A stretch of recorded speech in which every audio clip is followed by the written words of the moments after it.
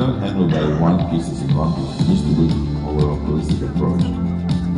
They cut across the education sphere, the economic, social, humanitarian, just basically bringing Armenia to a possible future reality.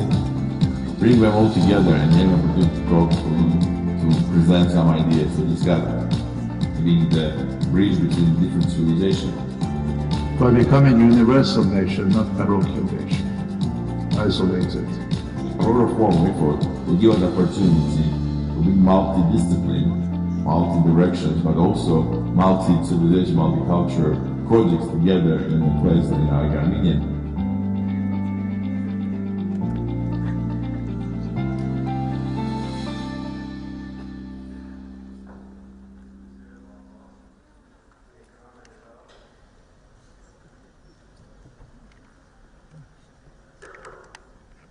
Ladies and gentlemen, please welcome to the stage Karen Markides, President of American University of Armenia.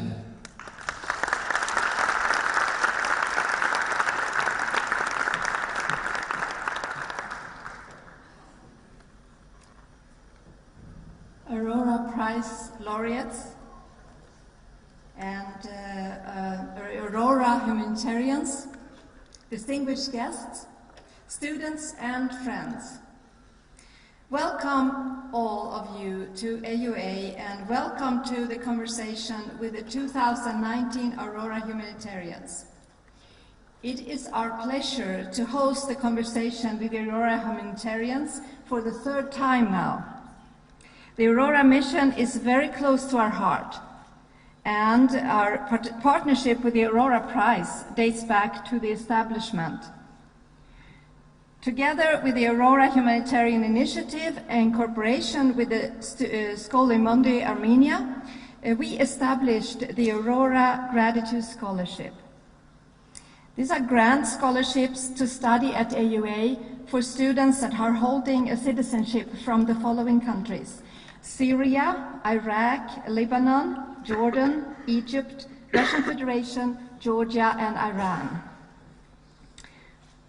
Partnerships like this are essential to share the Armenian history and to build a better future for all of us.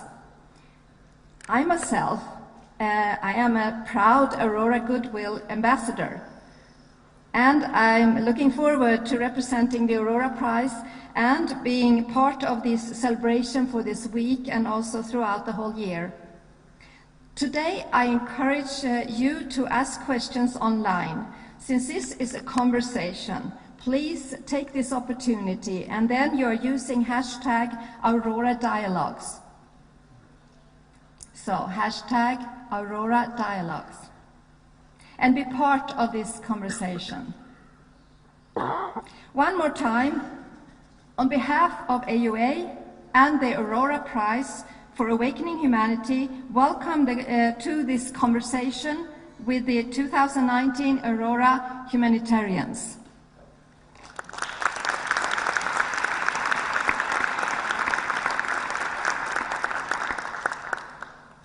Now it is my pleasure to invite to the stage the Aurora Forum and Aurora Humanitarian Initiative co-founder, Nubar Afeye.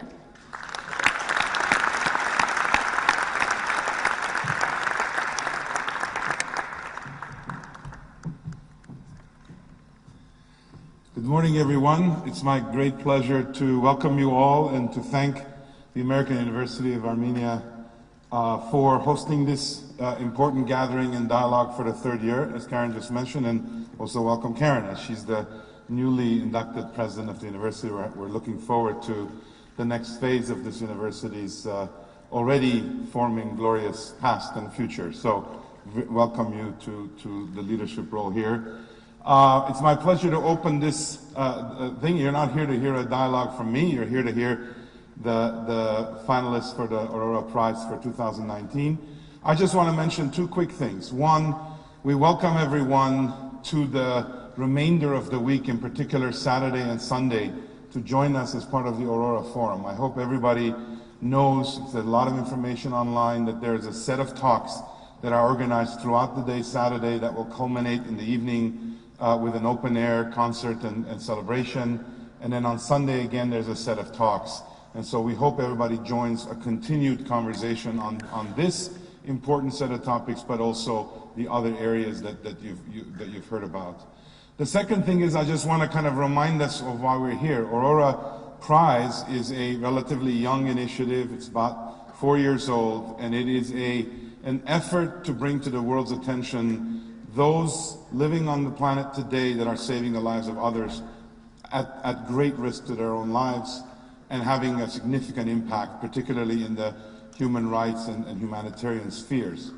And it's been a very humbling experience together with the co-founders, Vartan Grigoryan and Ruben Vartanian, you will hear from Ruben at the end, to see the stories. We get some 500 plus submissions and recommendations for nominees, that is, for this. And when you realize what each of them are doing, and as Armenians, which many of you are, as you map what they're doing back to what others did for us 100 plus years ago, you begin to relive what it must have been like to survive. And you begin to see in life form the very people who saved our ancestors.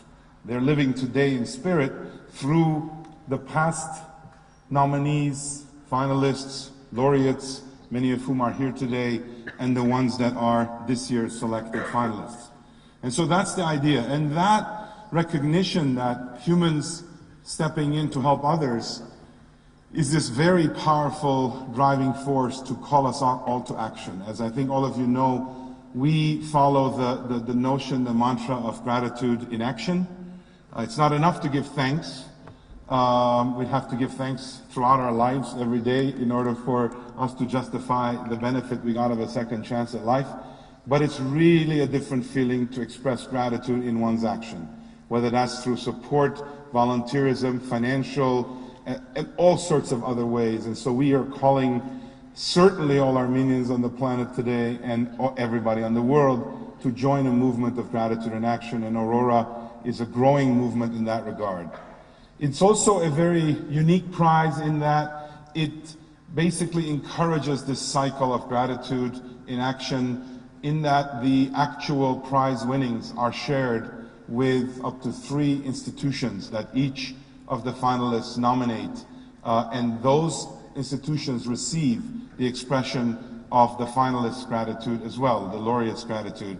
And again, that cycle of folks who have received the help of others now being in a position to help organizations is also an important factor. So you'll hear more about that as you see the panel discussion. I want to welcome this year's laureates, our finalists as well, and we look forward to hearing their stories this morning. And with that, it's my pleasure to now pass the podium to a very special person. All of you know there's a special fan base in Armenia, I think it's the entire population, for Dr. Tom Katina, who not only was the laureate 2 years ago, but also is now the chairman of our initiative and has been taking on the added burden, as though the work he does in the mountains of Nuba is not already sacrifice enough. He has chosen to add to his duties the sacrifice of helping us spread this message throughout the world, reach out to different constituencies and forge partnerships of Aurora with others who are thinking alike and acting alike. So with that, Tom, please join us, and thank you, everybody.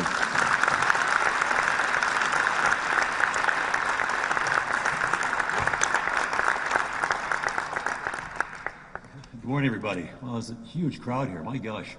Yeah, it's just for me to welcome everybody, as Nubar just did, to this 3rd annual conversation with the Aurora Humanitarians. So I want everybody just to relax today and really enjoy getting to know our 3 new friends. The uniqueness of Aurora, in addition to what Nubar is talking about, is that this prize is given to people that are not yet well known in the world. It's not like the Nobel Prize where people kind of already know who these people are. These are people whose work is done in the shadows. It's done almost in a vacuum.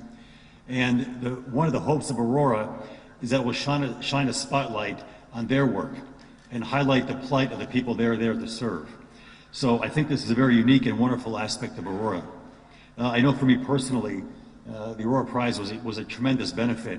It really came along back in 2017 at a time when our work in the Numa Mountains was about ready to collapse due to financial problems.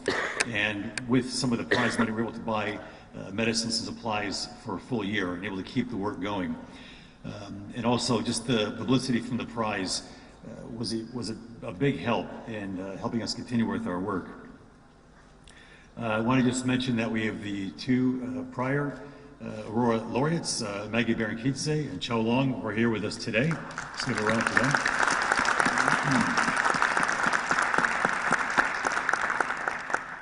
And without further ado, I want to show a short video, and then we'll get on with the conversation. So thank you and enjoy today's talk.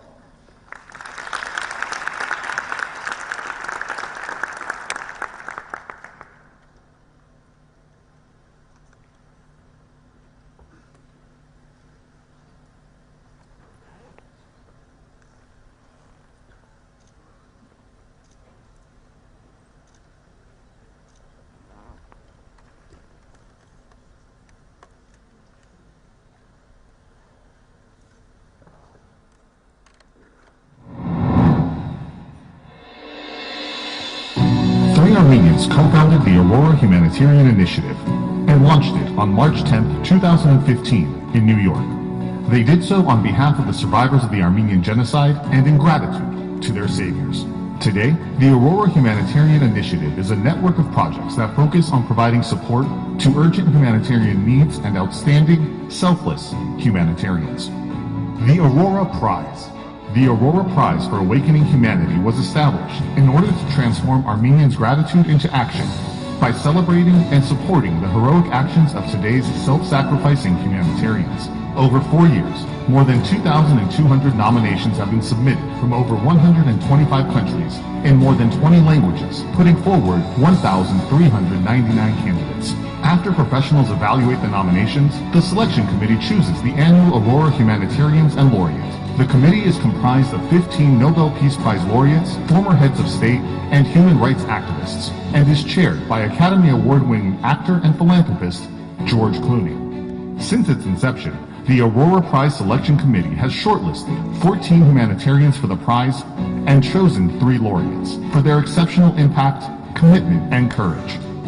The 2019 Aurora Prize laureate will be announced during the Aurora Forum in October 2019. Marguerite. The 2016, 2017, and 2018 laureates, Marguerite Berenkidze, Tom Katina, and Cho La-Ong, have nominated 9 organizations that inspired their work.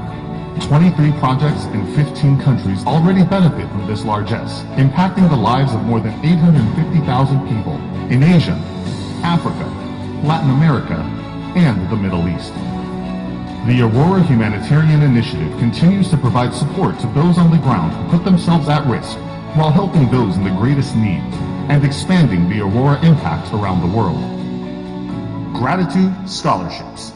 The descendants of the survivors of the Armenian genocide seek to express gratitude to those who helped save the victims of the genocide by supporting educational initiatives. Aurora has already offered scholarships to 64 students and young scholars to gain a meaningful education and internationally recognized qualification. The program also includes the Amal Clooney Scholarship, the Charles Aznavour Scholarship, and the Lamia Haji Bashar Scholarship.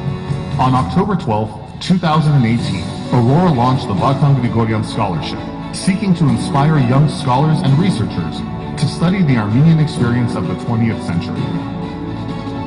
Aurora Engagement. Aurora promotes efforts to preserve and promote Armenian culture and heritage. Various institutions have received $2 million to date in support. From 2016 to 2019, 9,599 volunteers have expressed a desire to get involved in preparations of the Aurora weekends. Media outlets around the world published more than 3,000 articles and stories covering the Aurora Prize and the projects of the initiative. The Aurora Prize social media channels reached over 198 million people. Contributors and partners. Since its founding, more than 3,000 individuals and organizations have been inspired to join the founders and donate towards transforming a nation's gratitude to action. More than $53 million has been spent to implement the programs of the Aurora Humanitarian Initiative. Around $16 million came as contributions by generous supporters of Aurora. The rest was donated by the co-founders. The Aurora Humanitarian Initiative is transforming the Armenian experience into a global movement, committed to inspiring everyone to act based on a recognition of our common humanity. Ararat Challenge. The Ararat Challenge is a video-based crowdfunding campaign set to increase the impact and reach of the Aurora Humanitarian Initiative, whose projects combat poverty, improve healthcare, and provide education to those in need. At the core of the campaign is Mount Ararat, a universal symbol of renewal and second chances. The Ararat Challenge is open to everyone. The participants follow the simple steps to create their own Ararat Challenge videos and share them with their friends online, inspiring others to embrace Aurora's mission of empowering successive generations of humanitarians. We believe that empowering individuals who save lives, despite great personal risk, offers hope to those in need and inspires global action. Join us and give life and hope to those with the most urgent humanitarian needs.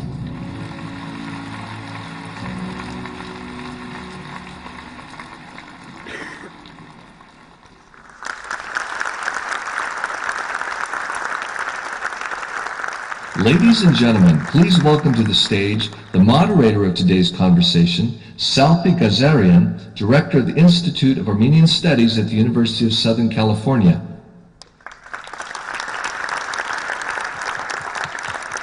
Thank you. In Aurora shorthand, this film is called the Impact Video. And the reasons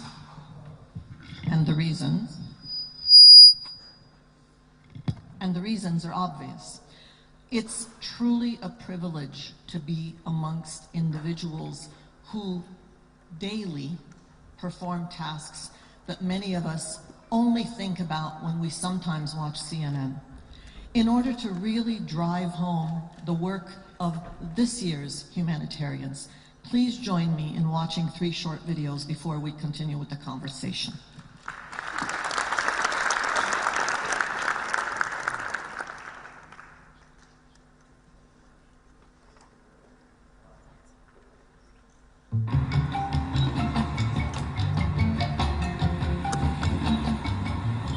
In my youth, I was able to get free education and became a barrister, but it has changed. Many children have no access to education.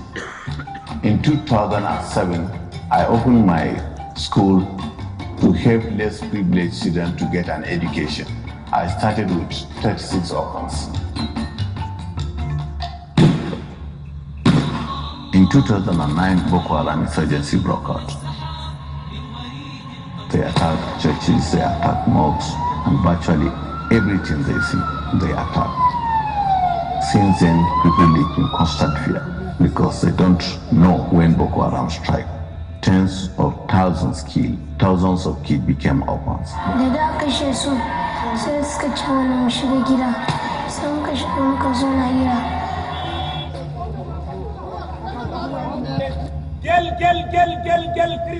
Boko Haram translates roughly as Western education is forbidden. They want children to be educated in their ways and girls to stay away from school. In 2014, Boko Haram abducted 276 school girls in Chibok. This issue got international attention. I was chosen to be a mediator for Chibok girls' release. As a trained mediator, I negotiated with Boko Haram people. I first asked them that I'm doing this thing for humanity, not for any other gratitude from either them or government. I mediated for more than 6 months before they gave me a point of exchange. I don't have any doubt. If they are killing themselves, the likelihood of killing me is also there. But God has it that I will be the one to go there. So they brought the girls and handed them over to me. I mediated 103 girls in total.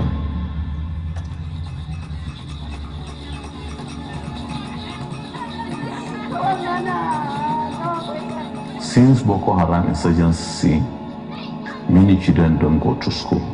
They don't have any means of livelihood. They are now roaming the street. When somebody tells them that there is a garden in heaven for them to go there tomorrow, then the only means for them to go and die is to go into this suicide bomb. So the only way we can stop this is to give them livelihood and education. Now we have 2,000 children in Future Progress Foundation. They get both Islamic and Western education. Our system, we are able to integrate it to be one. So we now call integrated education that people are given in the school. This is the monitor. As you can see, the screen in front. Many children have no means of livelihood. We give them food, we give them clothes. I had to get individuals who support the school. We also set up a widows program. They are mothers of our children. We put them into cooperatives and help them to get a livelihood. Fathers of most of our children who are killed in Boko Haram insurgency. We are able to have children from different backgrounds. The security forces, the Boko Haram, my own biological children, they are all embedded in the school. All of them, we see them as children, and that's why we call them a school where every child matters. Because we just live a kind of equal life and diversity. We don't see any difference between ourselves. And we have the Christian students, we live together, we eat together, we do everything together. They de-radicalize girls and boys whose parents were Boko Haram, but currently they are the best children anybody could have in this world. I took the director of the school as my father. So even if I remember my father was killed, but still I remember that I have father in school. My children are special because they accept others. The victimizers are friends. And this will be the children that will even say, I am Boko Haram. I say, what about it? My father died for that cause. But I don't believe in that. And this is what I believe you people should be doing.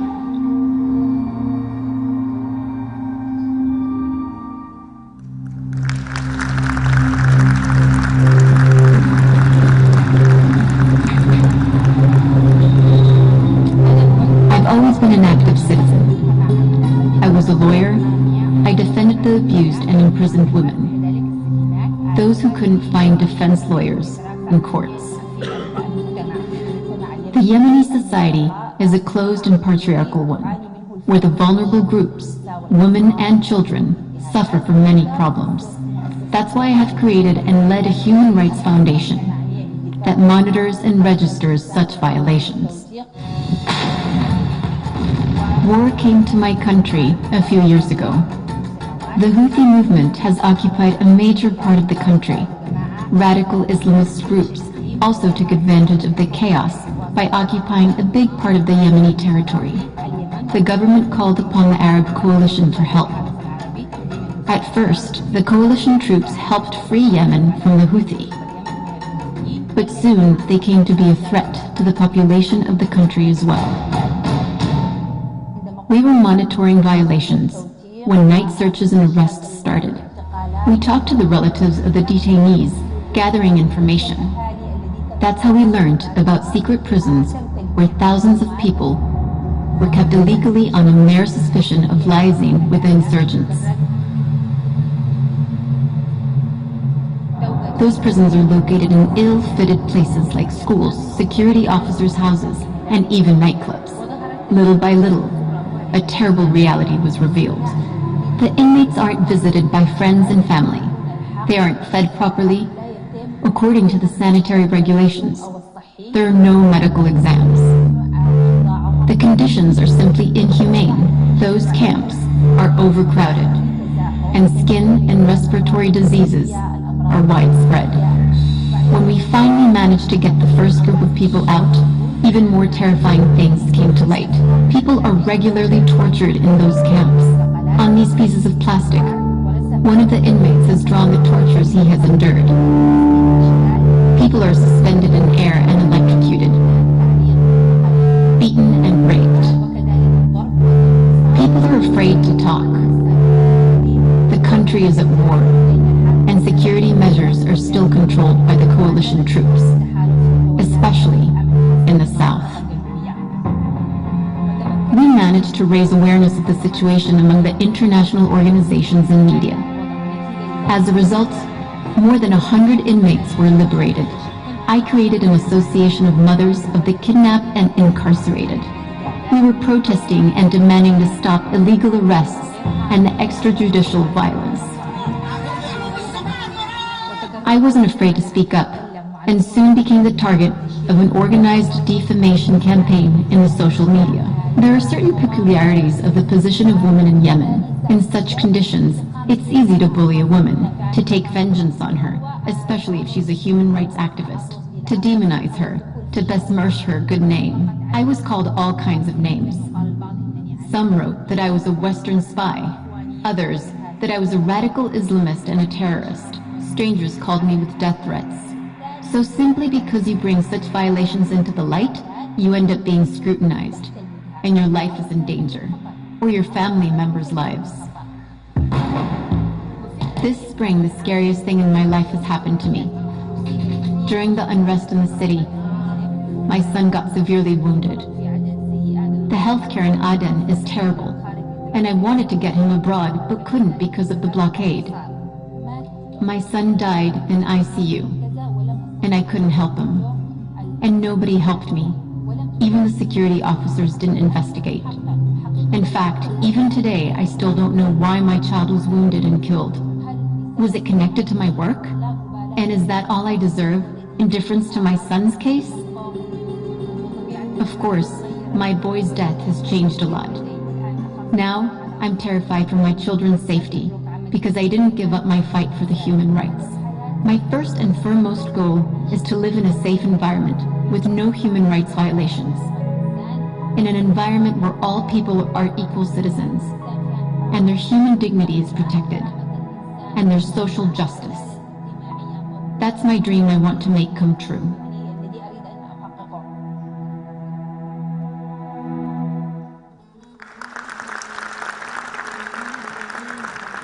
For many years, I live in peaceful Germany. Here I have my home, wife, and children who speak German better than our mother tongue. But my thoughts are always with the victimized Yazidi people. Yazidi is a peaceful, small community. They live mainly in northern Iraq. We have our own culture and religion. That's why Islamic extremists oppress us for 100 years. Saddam regime forcibly registered the Yazidis as Arab. Since my childhood, I saw how the Yazidis were discriminated. I was at the university active in a student group for the rights of the Yazidis.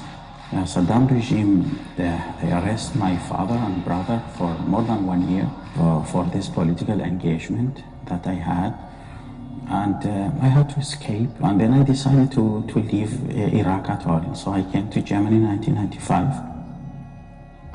In 2007, Al-Qaeda exploded truck bombs. 310 innocent Yazidis were killed. Hundreds were injured. I managed to bring 6 most severely wounded children to German hospitals, a mission that has changed my life. We established a small NGO called Luftbrücke Iraq, which means Air Bridge Iraq. Our goal was to treat victims of terror in Germany. I decided to fight terrorism with our humanity whenever I can till now. In 2014, ISIS occupied the whole region Sinjar where Yazidi live. They killed thousands of men and captured 6,500 women and children. About 170,000 Yazidis escaped to the Mount Sinjar, the place for 20,000 maximum. So the humanitarian crisis started. We asked the Iraqi government to help the victims. So they decided to bring the food and water to the mount on a helicopter and bring the most vulnerable people to the safe area. I knew all these areas of region Sinjar, and I volunteered to fly with a helicopter. We made several flights a day. Each time, people collected around the place we were in, and everyone wanted to jump to the helicopter. That day, we were much overloaded, so soon after takeoff, the helicopter lost the balance and crashed. The pilot died. Others survived by miracle. I have broken my leg and 2 ribs. I said, there is a reason that I survived, and I have to work for this reason, and it's not time to die. First week, within the wheelchair, I went to Geneva and participated in the special session of Human Rights Council. I asked, with tears in my eye, to help the captured Yazidi women and children. 5,000 years. Yazidi girls were sex slaves. ISIS established systematically slavery market and slavery procedure, and women were used as slaves like 1,000 years ago.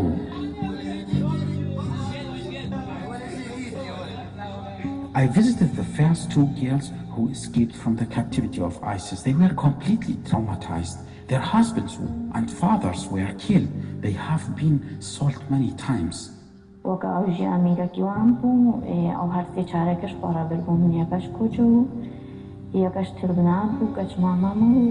was no sufficient trauma therapy for such cases in Iraq. I encouraged Western countries to help these women, and German government agreed to welcome 1,100 ex-ISIS slaves. I interviewed hundreds of them, and I was completely finished from inside. I couldn't sleep in the night. I had nightmares. I was crying every day. Lamia and 2 other girls tried to escape from ISIS, but 1 girl pressed on the landmine. It killed both girls. Lamia was completely burned and blind. I managed to bring her to Germany. We saved one of her eyes. She became a strong voice for the women victims of the war. On the 3rd of August, we gathered and commemorate the anniversary of Yazidi genocide. This day, ISIS occupied our land. I am trying to encourage international community to establish special court to recognize Yazidi genocide. Unfortunately, after the Armenian genocide and then the Jewish genocide, everybody said never again. But it has happened. I have a dream to change the world so the genocide will never happen again.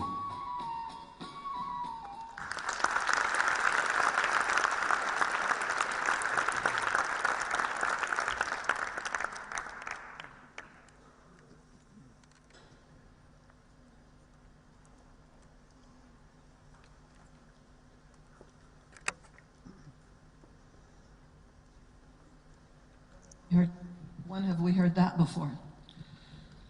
I'm going to introduce the humanitarians one by one, invite them to take a seat there, and we will continue the conversation. And when they are all seated, I ask that you all stand, because I think that the message that they bring to us in all of the languages that we're going to go through is special, an honor, unique, and they deserve it. First, Ms. Huda Al-Sariri, please.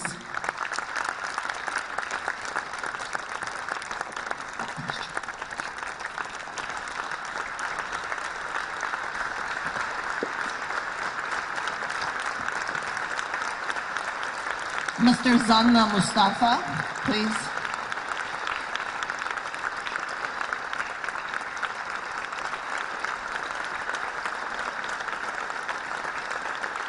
And Mr. Mirza Denai.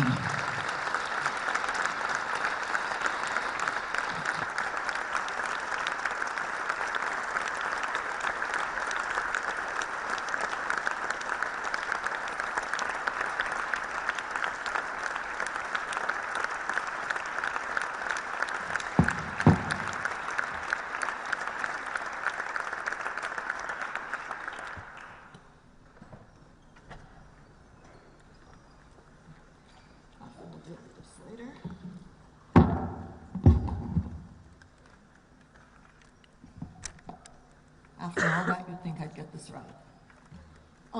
Hari Luis,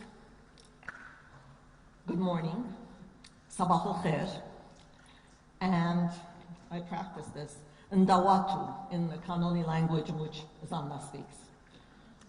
I'm going to refer to our guests as Huda and Zanna and Mirza, because our task here, and Aurora's task, is really a complex one. On the one hand, we're talking about if not heroes, if we have consciously chosen not to call them heroes because they're regular people, certainly heroic acts. And on the other hand, we want to keep saying that these are regular people. They've chosen to do what they do, but they're regular people. And so, we're going to speak this morning with Huda and Zanna and Mirza about who they are, what they do, why they do what they do, and the obstacles that they encounter.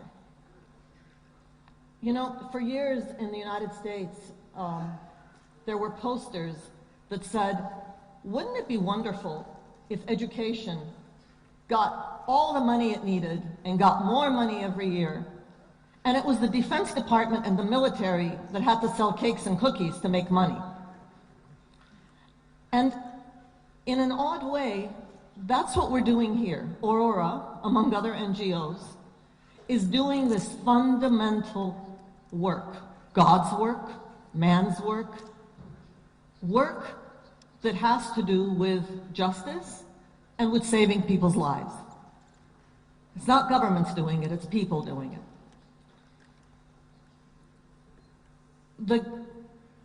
The humanitarians, the guests here today, this is CNN Live. We've got the Yemen war with Huda. We have the continuing horrors that we all watched with the Boko Haram, with Zanna. And with Mirza, we have the unending tragedies of Iraq. And these three individuals are going to help us understand how we can try to work with them and make the world a little bit better. Thank you for coming. We'll start with the easy stuff. Mirza, what obstacles do you come across that are absurd, that you shouldn't have to deal with? We're not talking about safety, security, money, just absurd obstacles, things that you have to deal with that make no sense. Well, thank you very much for inviting me. I'm so proud to be one of the three humanitarians besides Zana and Huda, which is, and it is very important for me as a member of a community which is undergo until now was an ongoing genocide, to be part of the Aurora family, which was based actually on the story of one of the survivors of Armenian genocide 100 plus years ago. So there are many, every one of us, sometimes you don't know why you have been chosen for this reason. And if you are a believer, you would say, God has chosen me. If you are not, you will say, there is a destiny. And sometimes you are upset about it yourself because you say, I know more things than the others, therefore I have more duty than the others. But the obstacles in everywhere and every step you do, even in the humanitarian work, even if you want to give somebody food who has hunger, you will find around you some people who want to stop you to do that. There are many kinds of obstacles. There are political obstacles. There are jailers around the humanitarian work, and it is a field, it is a grave field where you make yourself very easy attack, and attacked by the people. It's not going to make sense to most of us. But the issue is, whenever, for example, the first issue that I did 12 years ago as Al-Qaeda attacked 2 Yazidi villages and brought spontaneously 6 children from Iraq to treat them in Germany. So the first thing that I saw in the eyes of the children as we saved their life from the death and for their people, and it was this small hope that changed my life totally from this point, 2007, until now. And everywhere when a new crisis comes, you feel yourself more responsible to do something. Even whatever that's happened around you, but you will find also many people just like this initiative that encouraging you to do. And very normal people, you are walking on the street and you feel someone's coming and say, I saw that in the Facebook, or I heard about you, and this is enough for you. You know that you are doing the correct away. Facebook helps? I think yes, there is a lot of fake news also in the Facebook, but I think the social media is helping the ordinary people like us to be communicated with each other. We have many side effects of that also, but it is helping also to bring, sometimes you write a small message on the Facebook.